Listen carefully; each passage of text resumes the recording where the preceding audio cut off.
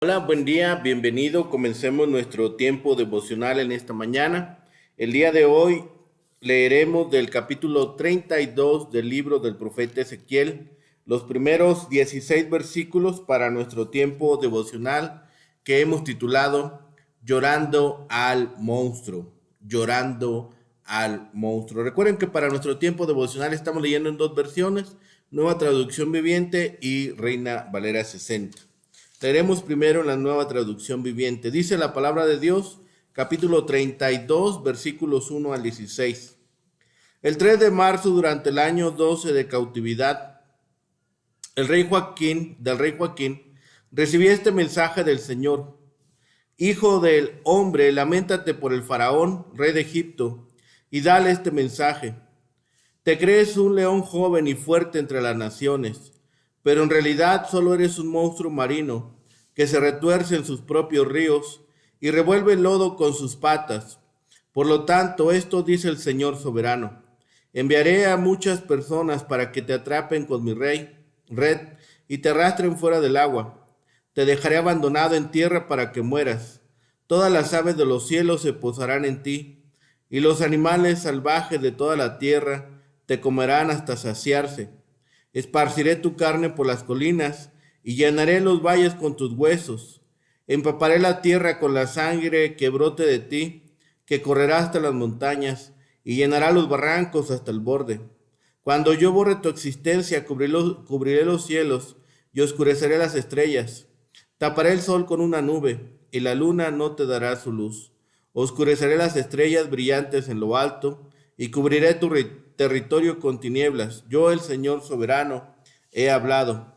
Inquietaré el corazón de muchos cuando haga que se enteren de tu caída en naciones lejanas que no conocías. Así es, espantaré a muchos países y sus reyes quedarán aterrados al conocer tu destino. Temblarán de miedo por su vida cuando yo esgrima mi espada ante ellos el día de tu caída. Esto dice el Señor soberano. La espada del rey de Babilonia vendrá contra ti. Destruiré a tus multitudes con las espadas de poderosos guerreros.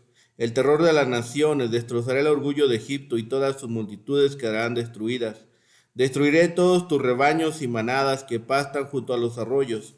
Nunca más ni personas ni animales enturbiarán esas aguas con sus pies. Luego dejaré que las aguas de Egipto se aquieten de nuevo y fluirán tranquilas como se desliza el aceite de oliva, dice el Señor soberano. Cuando yo destruya Egipto y te arranque todas tus posesiones y hiera de muerte a todo tu pueblo, entonces sabrás que yo soy el Señor. Sí, este es el canto fúnebre que entonarán para Egipto, que todas las naciones hagan luto, que se lamenten por Egipto y sus multitudes. Yo, el Señor soberano, he hablado. La misma porción, capítulo 32, versículos 1 al 16. Aconteció en el año duodécimo, en el mes duodécimo, el día primero del mes, que vino a mí palabra de Jehová diciendo: Hijo de hombre, levanta endecha sobre Faraón, rey de Egipto, y dile: a leoncillo de naciones eres semejante, y eres como el dragón en los mares, pues secabas tus ríos y enturbiabas las aguas con tus pies, hollabas sus riberas. Así ha dicho Jehová el Señor: yo extenderé sobre ti mi red con reunión de muchos pueblos,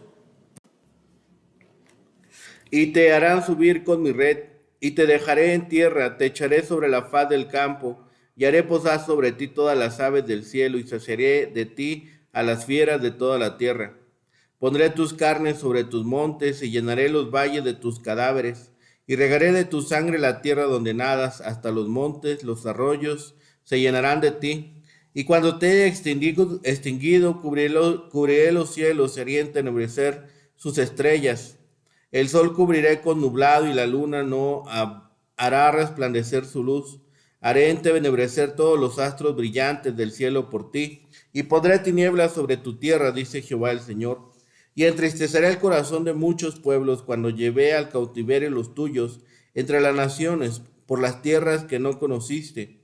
Y dejaré atónitos por ti a muchos pueblos, y sus reyes tendrán horror grande a causa de ti, cuando haga resplandecer mi espada delante de sus rostros, y todos se sobresaltarán en sus ánimos a cada momento en el día de tu caída.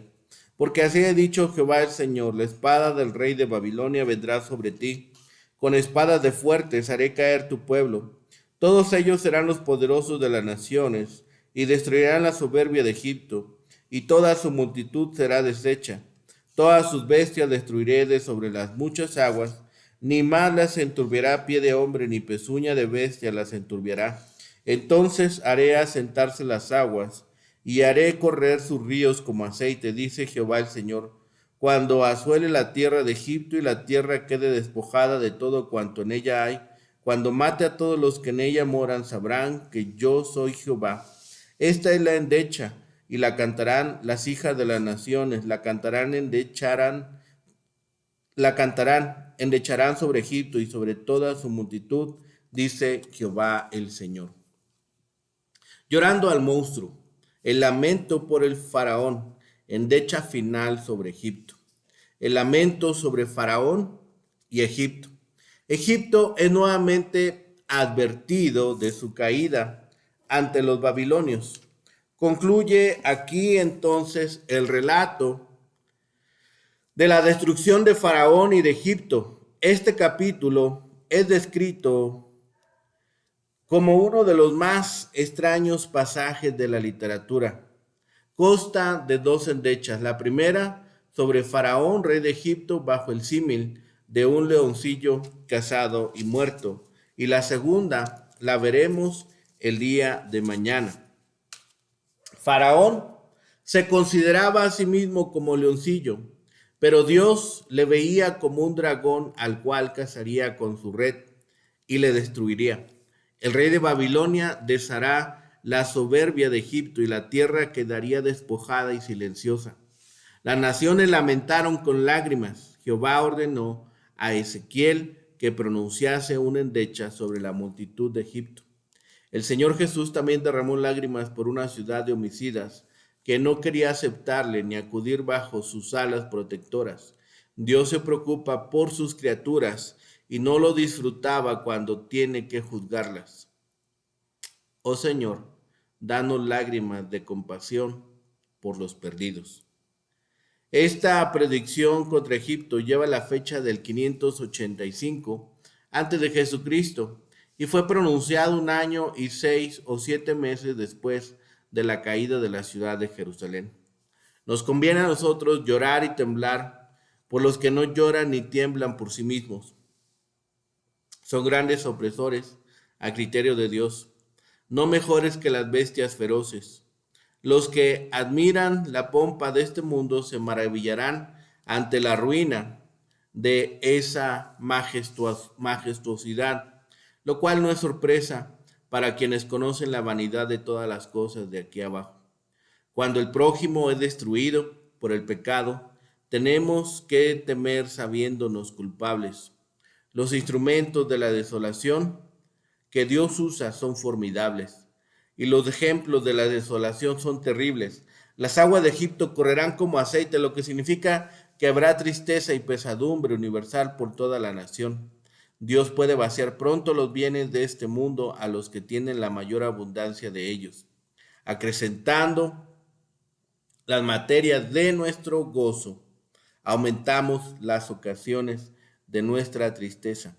Cuán débiles e indefensos en cuanto a Dios son los más poderosos de la humanidad. La destrucción de Egipto fue un tipo de la destrucción de los enemigos de Cristo. Se repite entonces aquí la alegoría del cocodrilo. Como ya se ha mencionado en el capítulo 32, contiene el sexto y séptimo mensajes contra Egipto.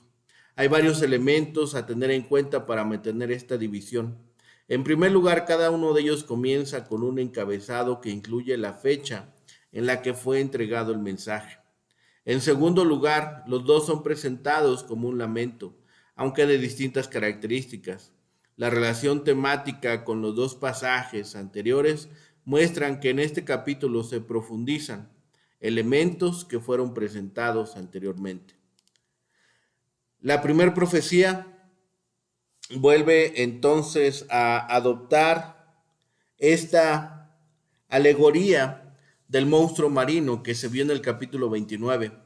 que es una referencia a un cocodrilo, símbolo adecuado para designar al faraón.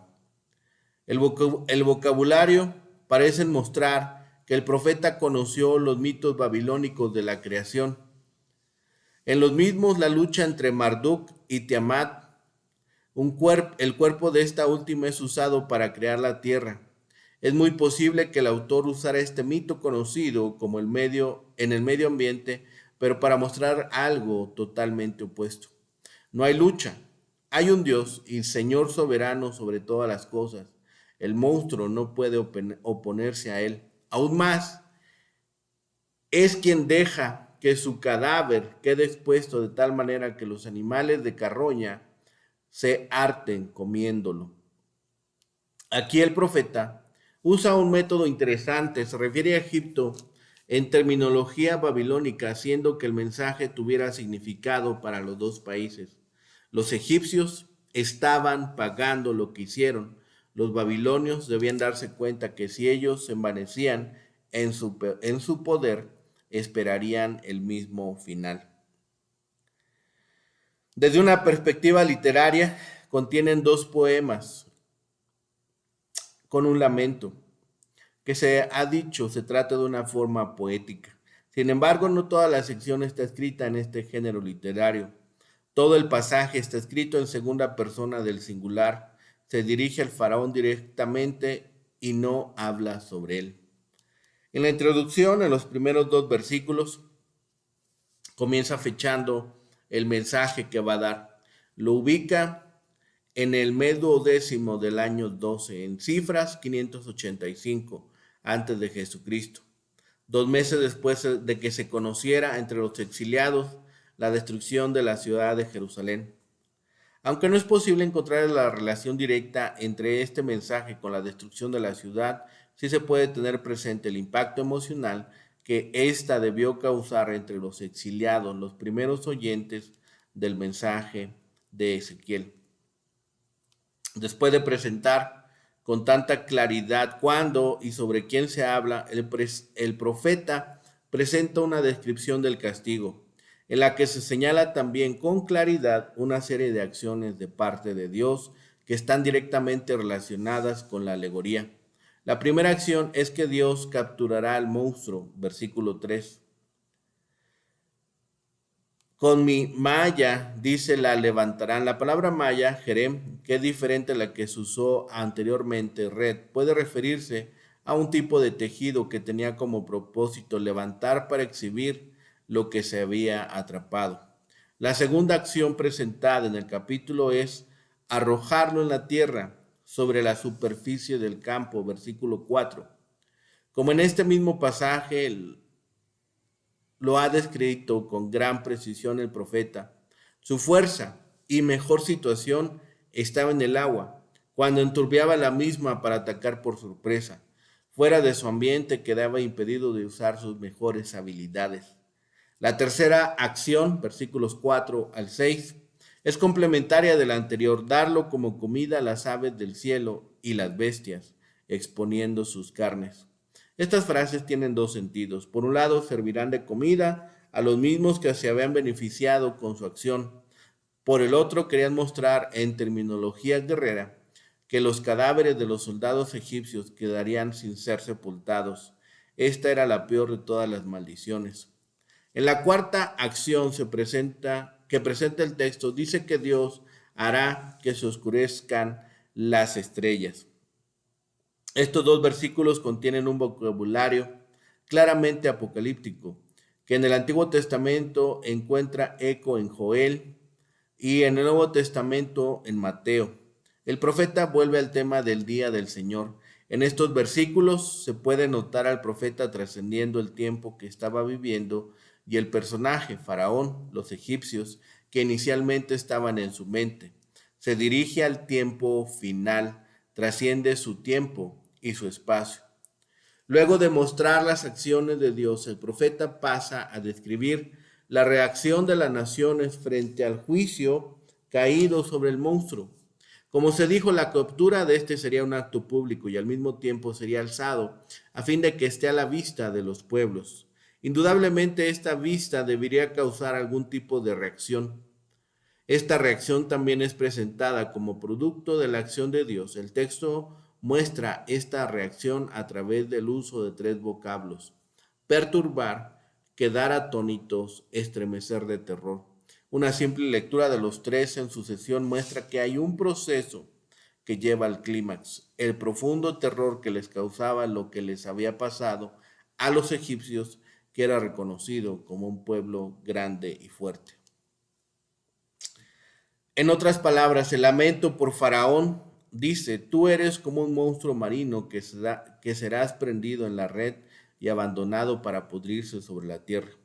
Muchos se alimentarán de tus restos. Cuando esto ocurra, habrá oscuridad sobre la tierra. Muchos pueblos quedarán atónitos ante el suceso.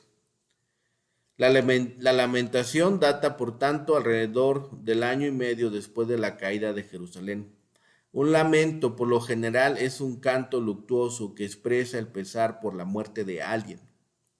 Este sexto oráculo contra Egipto tiene el tono algo más bien que sarcástico, que expresa regocijo por la destrucción de Egipto y se burla de la caída de la nación y de su rey.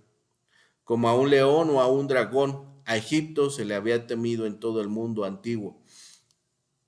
Había perturbado la tranquila vida de muchos de los pueblos que habían a su alrededor, aterrorizándolos y sometiéndoles.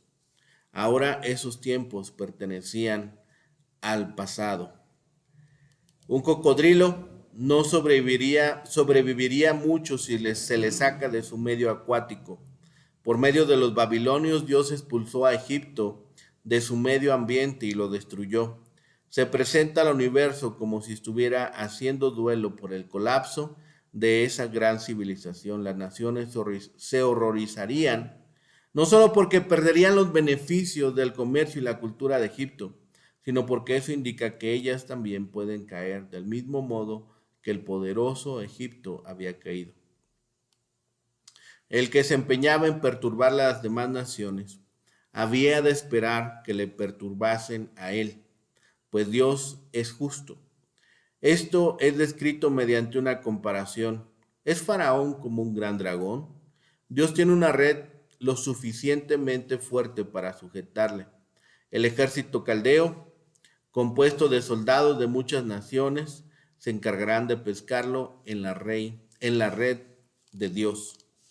La carne de este gran dragón quedaría tendida sobre los montes, y Jehová la pondrá y llenará los valles con su enorme carroña asquerosa.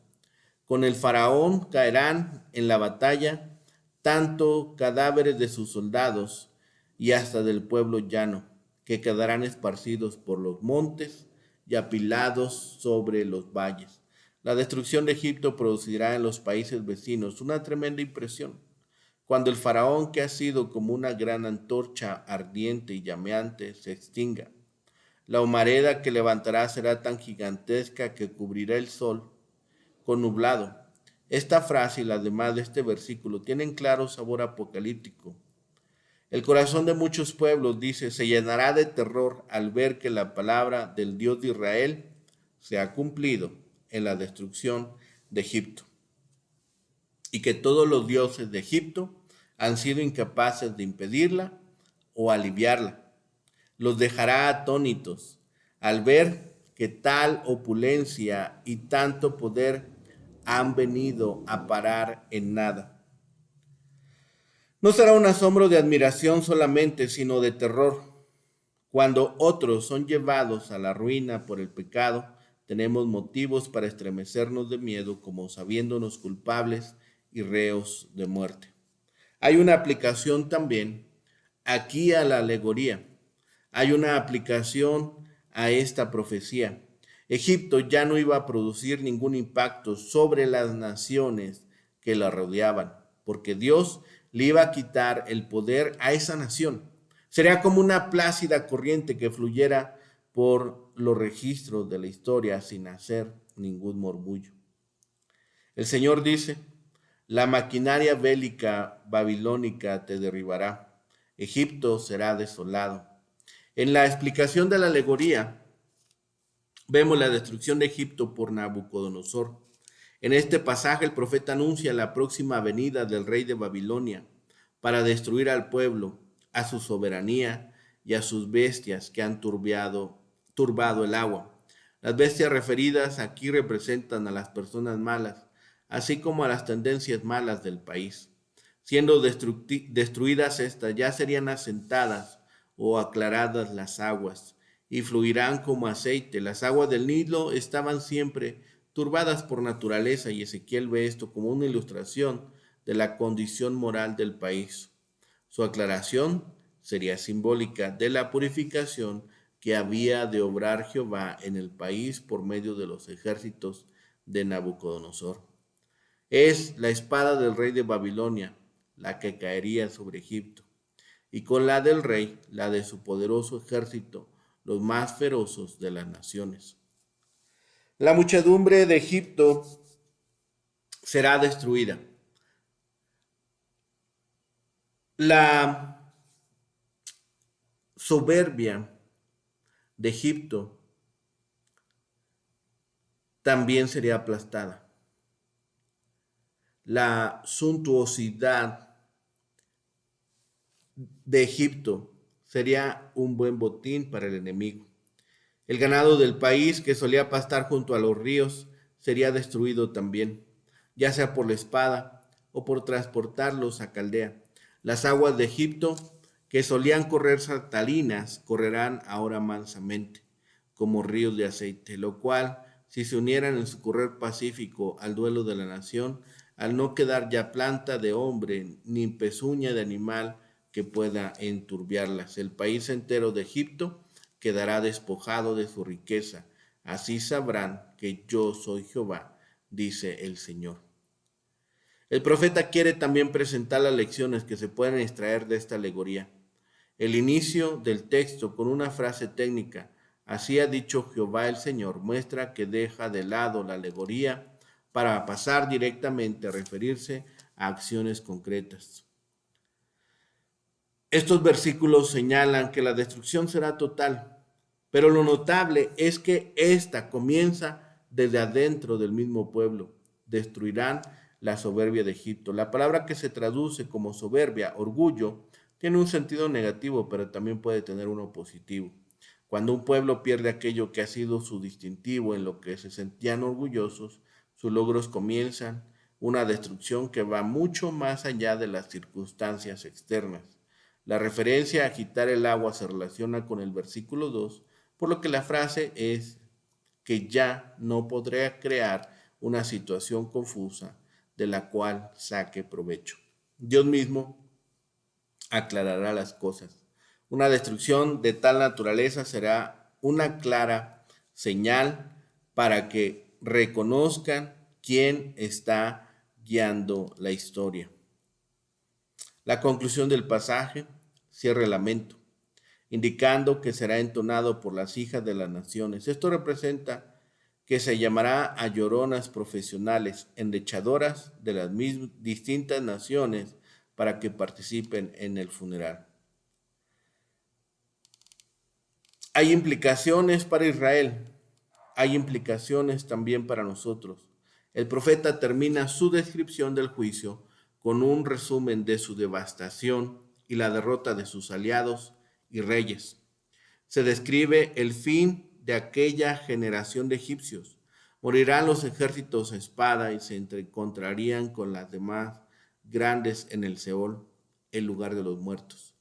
No obstante lo anterior, ese pueblo no sería definitivamente destruido. Falta pronunciar la declaración final contra las otras naciones. Otros pasajes indican que Egipto participará en el plan de Dios para Israel en el futuro.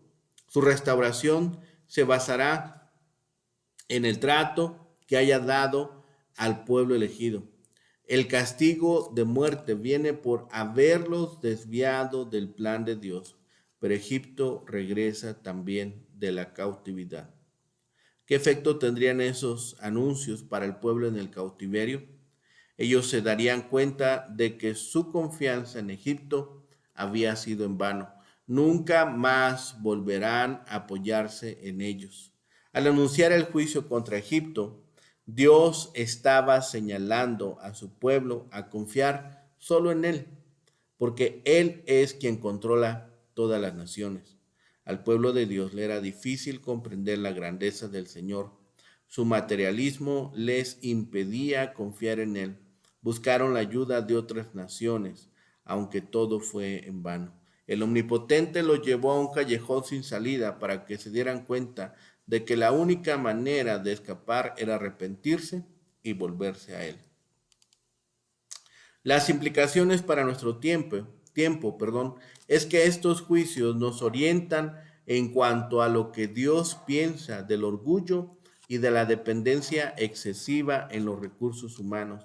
El Señor engrandeció a las naciones y les dio autoridad, pero también les puso límites. Cuando estos países los traspasaron, abusando de su autoridad y jactándose de su poder, Jehová intervino. Le recordó que Él es el soberano del universo. Dios controla la historia, los reyes y las naciones. Decide a cuál enriquecer y fortalecer. Pero cuando esa nación se sale de los parámetros establecidos, la humilla. El Señor todavía pone y quita gobernantes, establece y destruye naciones. La actividad de Dios en la historia, aún en el presente, nos enseña quién es Él. Por lo tanto, su pueblo de hoy, así como en los días de Ezequiel, debe aprender a depender solo de Él y no de los recursos humanos que este mundo ofrece. Es muy fácil para nosotros, como lo fue para Judá, depender de los recursos humanos en vez de poner nuestra confianza en Dios. El mundo cuenta con dos grandes recursos, el orgullo y el poder. Egipto ofrecía las dos. Sin embargo, depender de estos llevó a Judá a la muerte y al cautiverio. Estos mismos dos recursos, el orgullo y el poder humano, están a nuestra disposición en la actualidad. ¿En qué circunstancias estamos nosotros tentados a usarlos? ¿Qué pasos podemos dar para evitar esa tentación y salir victoriosos? La respuesta está en nuestro actuar. Bajo esta luz y desde una perspectiva más amplia, todas las profecías de juicio del profeta adquieren un propósito más positivo. No reflejan simplemente actos de castigo divino por males particulares, sino que son episodios de una historia cósmica en la que gradualmente los poderes del mal y el caos están siendo conquistados. Todo juicio es, en cierto sentido, una parte de la batalla contra el caos y por lo tanto todo juicio tiene en última instancia un propósito divino. La creación de un mundo en el que las fuerzas del mal son retenidas y las poderosas estructuras del orden divino se establecen. Y así, lo que puede parecer una preocupación mórbida con el juicio en las palabras del profeta, en realidad no es morbosa en absoluto. Todo juicio es parte de la subyugación de las fuerzas caóticas del mal. Más allá del juicio, hay un mundo mejor, en el que es el buen orden de Dios el que gobierna de manera suprema. Reconozcamos que Dios es el que gobierna, que Dios es el que tiene en su mano el poder. Reconozcamos que Dios es quien pone y quien quita. Oremos. Bendito Padre Celestial, gracias te damos, Señor, por este día. Gracias te damos por tus bendiciones, por tu amor incondicional, Señor, y porque en todo y en todas las cosas siempre obras de manera excelente, Señor. Tu voluntad soberana, Señor, es perfecta. Padre bendito, permite que nosotros podamos seguir creciendo en amor para contigo, en conocimiento de tu palabra, Señor, y también en amor por el prójimo. Permite, Señor, que podamos seguir compartiendo, orando y predicando en tu santo nombre. Señor, lo rogamos, lo pedimos, clamamos a ti en el poderoso nombre de Cristo Jesús, Señor y Salvador nuestro. Amén. Que tengan un excelente día. Que el Señor les bendiga.